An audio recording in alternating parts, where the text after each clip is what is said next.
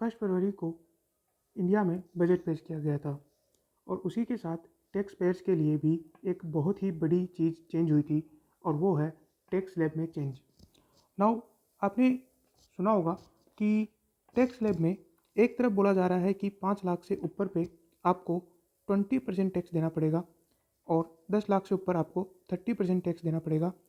दूसरी तरफ आपको बोला जा रहा है कि आपको 3 से 6 लाख पे 5% टैक्स देना पड़ेगा, 6 से 9 लाख पे आपको 10% टैक्स देना पड़ेगा, 9 से 12 लाख पे आपको 15% टैक्स देना पड़ेगा, 12 से 15 लाख पे आपको 20% टैक्स देना पड़ेगा और 15 लाख से अबव पे आपको 30% टैक्स देना पड़ेगा।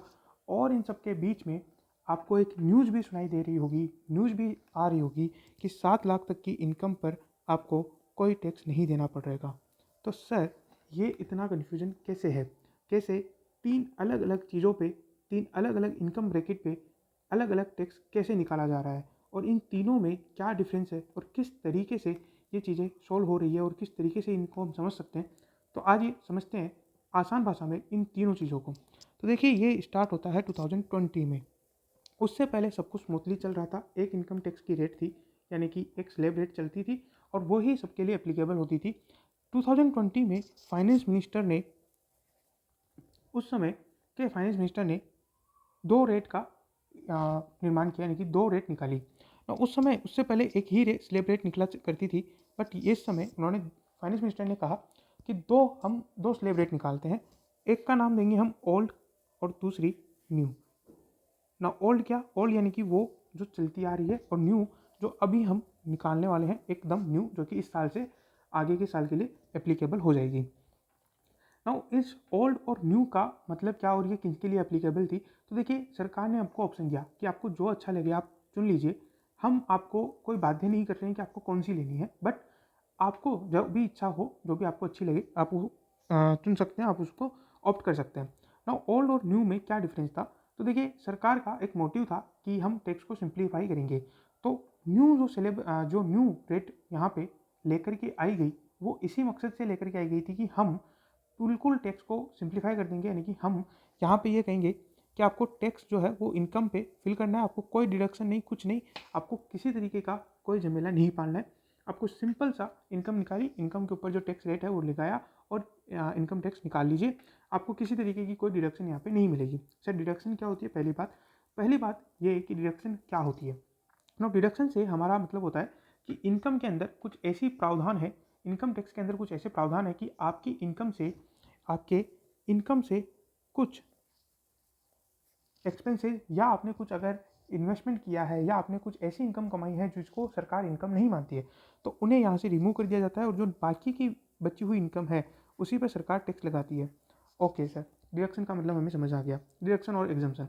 नो, यहाँ पे हुआ क्या कि ओल्ड रिजिम में, यानी कि जो ओल्ड रिजिम चलता आ रहा था उसमें कई सारे ऐसे डिडक्शंस थे। जैसे कि एक होता है स्टैंडर्ड डिडक्शन। जो भी सैलरीड पर्सन होते थे उनको 50,000 की स्टैंडर्ड डिडक्शन मिलती थी। मैं यहाँ पे सबके नाम नहीं लिखूंगा, मैं मेजर डिडक्शंस के आपको नाम बताऊंगा जो कि नॉर्मली जो भी सैलरीड पर्सन है या जो टैक्स पेयर है उनको पता होता है कि हाँ ये डिडक्शंस हमारे एप्लीकेबल होती थी। उसके अलावा एक होती थी HRA। थर्ड नंबर पे आता था LTA यानी कि leave travel allowance. Fourth number पे मैं बताना चाहूँगा आपको child education allowance. Fifth number पे मिल जाता था हेल्पर अलाउंस, इसकी डिडक्शन भी आपको मिल जाती थी।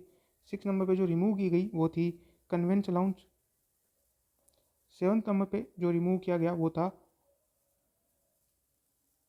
Special allowance. ठीक है, ऐसे कई सारे स्पेशल अलाउंस थे 10 14 सबसेक्शन 14 के अंदर।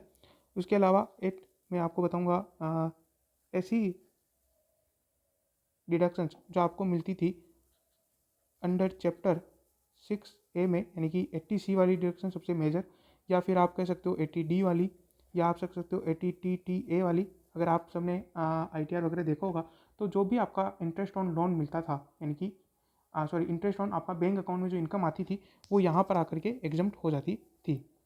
तो इस तरीके की आपको कई सारी डिडक्शन मिलती थी। इनमें से आपको अभी भी मिलती है वो है एक्सेप्ट फॉर 80CCD2। ठीक है, ये आपको मिलती है NPS में जब आप पैसा जमा कराते हो तो 50,000 की डिडक्शन अभी भी आप ले सकते हो। इसके अलावा और कौन सी डिडक्शन थी? और थी हाउसिंग लोन, अगर आपके पास कोई हाउस है, उसके ऊपर अगर आपने कोई लोन लिया है तो आपको 2 लाख तक की डिडक्शन मिलती थी। वो भी ओल्ड रिजिम में कंटिन्यू है, बट न्यू रिजिम में इन सबको यहाँ से हटा दिया गया है। ओके सर, तो ओल्ड और न्यू में क्या डिफरेंस था? मतलब न्यू में अगर ये बेनिफिट नहीं है तो कुछ बेनिफिट तो दिया होगा। तो हाँ, बेनिफिट दिया था, वो था लोअर टैक्स रेट का। क्या लोअर टैक्स रेट? तो देखिए, उस समय जो नोटिफाई की थी, उस समय की मैं बात करूँ, 0 रुपये से लेकर के 2.5 लाख तक आपको कोई टैक्स नहीं देना था। ये मैं न्यू टैक्स रिजिम की बात करूँ, ओल्ड के हम बाद में बात करेंगे। 2.5 लाख से 5 लाख तक 5%, और इसी तरीके से इसमें 2.5 लाख बढ़ाते जाइए और इधर 5% बढ़ाते जाइए, 15%, और 12.5 लाख तक 20%, 15 लाख तक 25%, और 15 लाख से ज़्यादा होते ही आपको 30% टैक्स देना था। ठीक है, और ये आप ये याद रखिए, इनको स्टेप वाइज कैलकुलेट करना है, ना कि एक साथ। यानी कि अगर आपकी इनकम 12 लाख है तो आपको पहले 2.5 लाख तक 0, फिर 5 लाख तक 5% के हिसाब से टैक्स लगाना है, फिर 7.5 तक 10% की टैक्स है, और फिर इस तरीके से टैक्स लगाते हुए आना है। Step by step tax calculate करना है, नॉट दैट कि अगर आपकी 12 लाख इस इनकम पे आ गई तो सीधा 20% लगा दो, ऐसे नहीं करना है। नो, ओल्ड में उस समय क्या था? उस समय ओल्ड में 2 से 2.5 लाख तक नील, सेम चीज़। 5 लाख तक 5% ये भी सेम, लेकिन 10 लाख तक यहाँ पे 7.5 और 10 दो ब्रैकेट दिए गए। यहाँ पे सीधा 10 लाख पे 20% का टैक्स था, और 10 लाख से ऊपर पे ही सीधा 30% का टैक्स लग जाता था। तो ये यहाँ पे बेनिफिट दिया गया था न्यू रिजिम को, कि आपको ये बेनिफिट मिलता है। हालांकि ये बेनिफिट सफिशिएंट नहीं था। उसका रीज़न अगर मैं आपको बताऊँ तो मैं एक एग्जांपल के थ्रू समझा सकता हूँ। लेट्स सपोज कि आपकी 10 लाख की इनकम थी उस समय। अब हम ओल्ड और न्यू में चलते हैं, ओल्ड और न्यू में। ना, ओल्ड में मान लीजिए कि आपकी 10 लाख की इनकम थी और आपने कुछ डिडक्शंस ली। वो थी सबसे पहले 50,000 की डिडक्शन, स्टैंडर्ड डिडक्शन। इसके अलावा प्रोफेशनल टैक्स की डिडक्शन मिलती है। प्रोफेशनल टैक्स आपको स्टेट गवर्नमेंट को पे करना पड़ता है, ये 200 रुपये महीने के आसपास होता है। तो ये 2.4 थाउजेंड यानी कि 2400 रुपये ये हो गया। आपकी नेट सैलरी निकल के आई 9,47,600। उसमें से आपने 1.5 लाख की डिडक्शन 80C के अंदर ले ली, जो कि नॉर्मली सब ले लेते हैं। मैं अदर डिडक्शन की तो बात ही नहीं कर रहा हूँ। तो ऐसे में आपके यहाँ पे जो टोटल नेट टैक्सेबल इनकम निकल के आएगी वो आएगी 7,97,600। इस पर अगर आप टैक्स कैलकुलेट करोगे तो 2.5 लाख तक 0, 5 लाख तक 12,500, फिर 5 लाख से कितना हो गया 7,97,600 तक जो आप टैक्स निकालोगे वो निकाल के आएगा 59,520, और यह आ जाएगा 72,020। इस पर आपको 4% का सेस लगेगा, वो हो जाएगा 2,881, एंड ये टोटल हो जाएगा 74,901। वहीं अगर हम यहाँ पे बात करें 10 लाख की इनकम पे, कोई डिडक्शन नहीं, सीधा यहाँ पे 10 लाख आ जाएंगे। यहाँ पे अगर हम टैक्स कैलकुलेट करें तो सबसे पहले 0, 12,500, फिर 25,000, 37,000, और ये सब टोटल हो गए 75,000, और फिर इसके ऊपर भी 4% का सेस जो कि हो जाएगा 3,000, एंड नाउ टोटल हो जाएगा 78,000। तो आप यहाँ देख सकते हैं कि यहाँ पे ज़्यादा इनकम टैक्स लग रहा था। तो इसीलिए न्यू उस समय इतना बेनिफिशियल नहीं था, और बहुत ही कम लोगों ने न्यू ऑप्ट किया था। ये उनके लिए फ़ायदेमंद था जो पहले से कोई डिडक्शंस क्लेम नहीं कर रहे थे और उनको आगे भी क्लेम करने की कोई इच्छा नहीं थी। तो ऐसे में वो न्यू ऑप्ट कर सकते थे, या उनकी इनकम बहुत ज़्यादा हाई थी, ऐसे में वो डिडक्शन क्लेम करके भी इतना बेनिफिट नहीं, उनका इनका बेनिफिट नहीं हो पाता। अब आ जाते हैं हम स्ट्रेट फॉरवर्ड 2023 में कि अब यहाँ क्या हुआ। यहाँ पे ध्यान से सुनिए क्या किया सरकार ने। कहा कि ओल्ड जो है वो तो जो सेम रेट है उसी तरीके से रहेगी, हम न्यू में थोड़ा सा बेनिफिट में चेंज करते हैं। क्या बेनिफिट चेंज करते हैं? यहाँ पे उन्होंने इस स्लैब को चेंज किया, और स्लैब को चेंज करके यहाँ पे क्या किया, यहाँ पे 0 से 3 लाख तक कोई टैक्स नहीं दिया। अब 3 से 6 लाख तक यहाँ पे 3-3 लाख बढ़ाते जाइए, और यहाँ पे 5-5%। तो यहाँ पे 5%, 9 लाख पे 10%, 12 लाख पे 15%, और 15 लाख पे 20%। ठीक है, अब आपको 5% नहीं बढ़ाना है। अब सीधा 15 लाख से ऊपर जाते ही 30% की टैक्स से 30% की रेट से आपको टैक्स लगाया जाएगा। ये हो गया। ये करने के साथ साथ ही अब आप कहोगे सर यहाँ पर भी हमको तो जो दिख रहा है वो यही है कि 3 लाख तक हमारी इनकम पे कोई टैक्स नहीं लगेगा, क्योंकि 3 लाख तक आपने कहा है नील। और लेकिन यहाँ पे एक प्रोविज़न और आता है, वो आता है 87A के अंतर्गत, यानी कि अंडर सेक्शन 87A में वो प्रोविज़न क्या कहता है कि अगर आपकी इनकम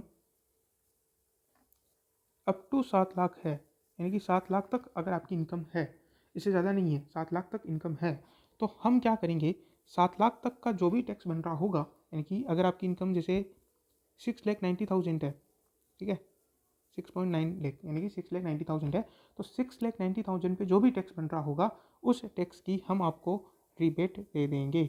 अगर आपकी इनकम 7 लाख तक है तो जो भी टैक्स बन रहा होगा हम उसकी रिबेट आपको दे देंगे, ये बोल रहे हैं। यानी कि क्या हुआ, अल्टीमेटली इसका बेनिफिट क्या हुआ, मतलब क्या हुआ कि 7 लाख तक आपके ऊपर कोई भी टैक्स नहीं लगेगा, और टैक्स अगर वो जो लगेगा यानी कि जो कैलकुलेट करोगे वो आप 87A के अंदर हमसे छूट ले सकते हो, और आपका नेट जो है पेएबल आ जाएगा 0। इस तरीके से ये बात की गई, इसीलिए हम कहते हैं कि 7 लाख तक की इनकम पे किसी तरीके का कोई टैक्स नहीं लगता है। नाउ इसको अगर हम अब देखें, यानी कि आज जो हमने पहले वाला एग्जांपल लिया था उसको अगर हम आज देखें कि 10 लाख की इनकम पे हम किस तरीके से टैक्स, तो पहले वाला तो सेम रहेगा जो कि निकल के आया था 74,901,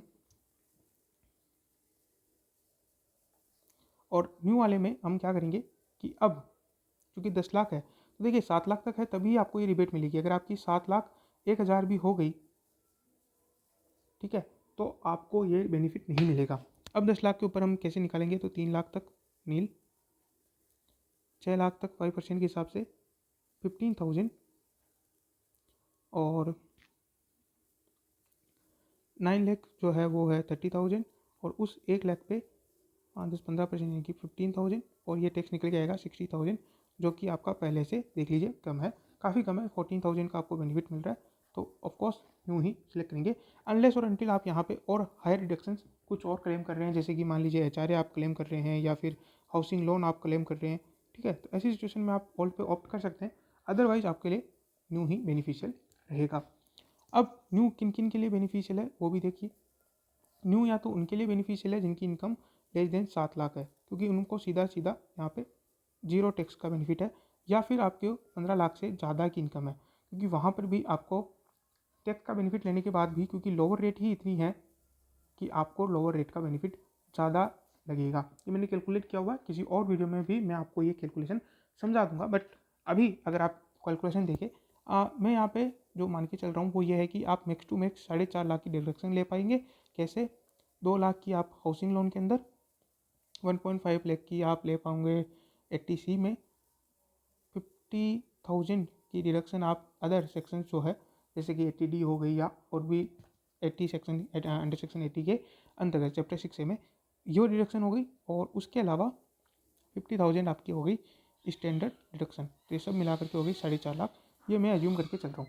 अब अगर आप इससे ज़्यादा डिडक्शन ले पाते हैं तो हो सकता है कि आपको न्यू का इतना बेनिफिट ना मिले और आपको ओल्ड में जाना सही लगे, बट ऑफकोर्स यहाँ पे एक चीज़ है कि आपको कहीं ना कहीं पैसे को उलझाना पड़ रहा है, इन्वेस्टमेंट करना पड़ रहा है, क्योंकि 80C में जब आप इन्वेस्टमेंट करते हो उन चीज़ों में तो आपको एक लॉन्ग टर्म पीरियड के लिए इन्वेस्टमेंट करना पड़ता है, आप शॉर्ट टर्म के लिए नहीं कर सकते। इसका एक लॉक इन पीरियड होता है, जैसे अगर आप FD में कर रहे हो तो 5 साल, PF में कर रहे हो तो आप लगभग 10-15 साल जब तक आप रिटायर नहीं होते, सो देर आर लाइक एक लॉक इन पीरियड भी होता है। सो ऑफकोर्स तो आपको ये डिसाइड करना है old and new based on your judgment, ठीक है, तो आप इसके लिए फाइनेंशियल कंसल्टेंट से सलाह ले सकते हैं। नो ये चीज़ें हो गई, अब आप एक फिगर और देखेंगे न्यूज़ में, वो है 25,000 का। सर वो कैसे आया, वो देखिए कि जैसे वो आया है 3 लाख से 6 लाख पर हमने देखा 5% टैक्स, तो वो बनता है 15,000, और 6 लाख से लेकर के 7 लाख तक वो है 10% टैक्स, तो वो हो गया 10,000, और ये दोनों का मिला के हो गया 25,000, और ये फिगर हो गया कि इतनी आपको रिबेट मिल जाती है। इसीलिए 25,000 का अमाउंट भी कई बार लगाया हुआ है कि 25,000 का बेनिफिट दे दिया सरकार ने, वो इसी तरीके से निकल के आ रहा है कि ये 25,000 का सरकार ने बेनिफिट दिया है। ओके, तो आज का वीडियो बस इतना ही। Thank you very much, I hope आपको इस वीडियो से काफ़ी नॉलेज मिली होगी, एंड ऑल्सो तो thank you very much for listening us, good day, good bye.